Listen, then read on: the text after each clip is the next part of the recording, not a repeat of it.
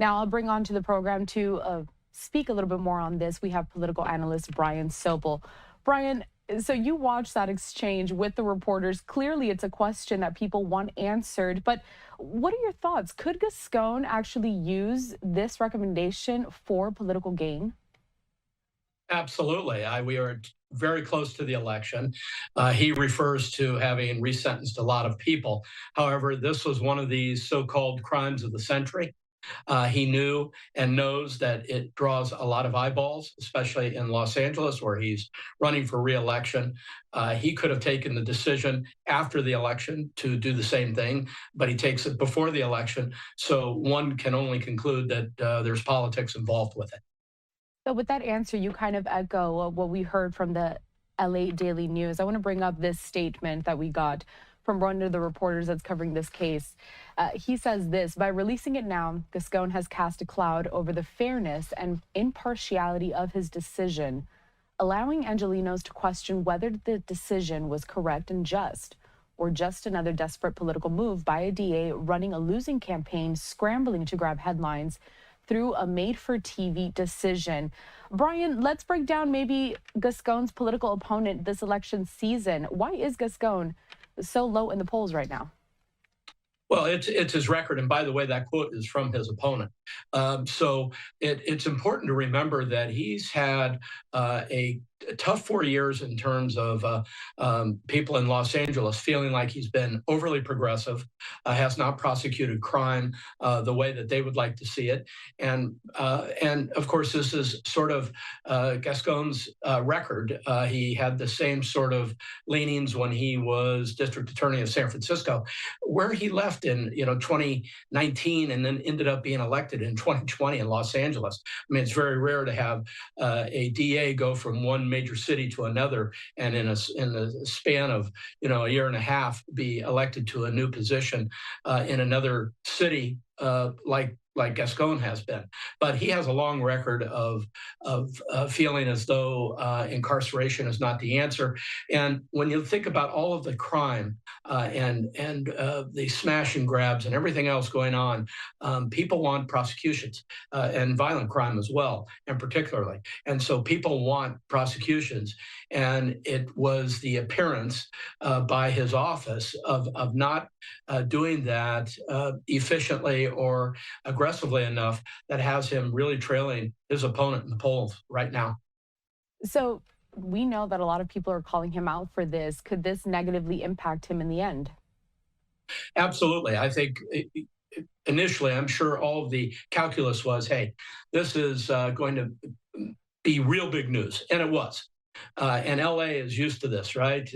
Celebrities dying, the O.J. Simpson trial, the Menendez brothers trial. These are all high profile, high eyeball trials and incidents. And so you'd have to be a blind, deaf, and dumb in LA not to realize that if you were to take a decision like the DA did with Menendez, that there wouldn't be a lot of people tuning in. Now, that's setting aside for a moment whether the case against the Menendez brothers is worthy of review and whether the sentence should be recalculated to 50 years to life, which would mean that they would be released immediately for time served. But setting that aside, you have to wonder about the timing of the DA's decision here. So, Brian, I wanted to ask you as well, can you think of any other kind of a case, perhaps, in the past that really helped someone that was running for reelection, for example?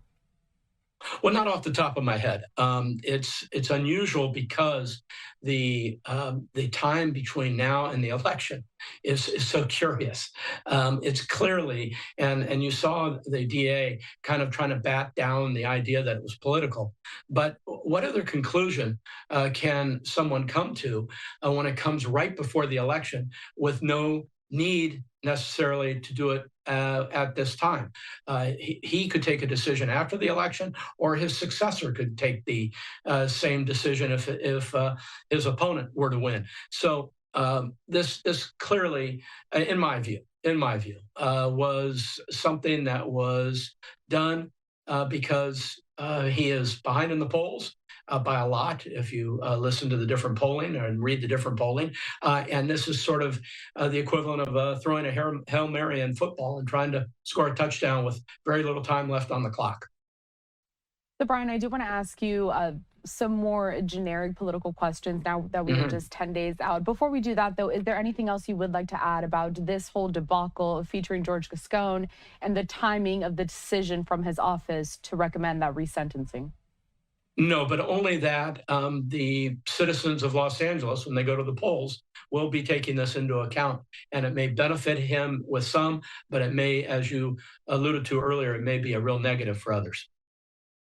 We'll have to wait and see, I suppose. Mhm. And we won't have to wait for long. Speaking of not No. waiting for long, today, Brian, I was talking to you a little bit before bringing you on to the program. I mean, we've just been so rally heavy.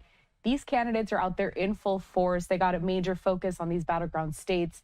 The candidates I'm referring to, of course, Harris Walz, Trump, and Vance. Now, my final question here, a little more generic. What more would you like to see from these candidates ahead of the November 5th election?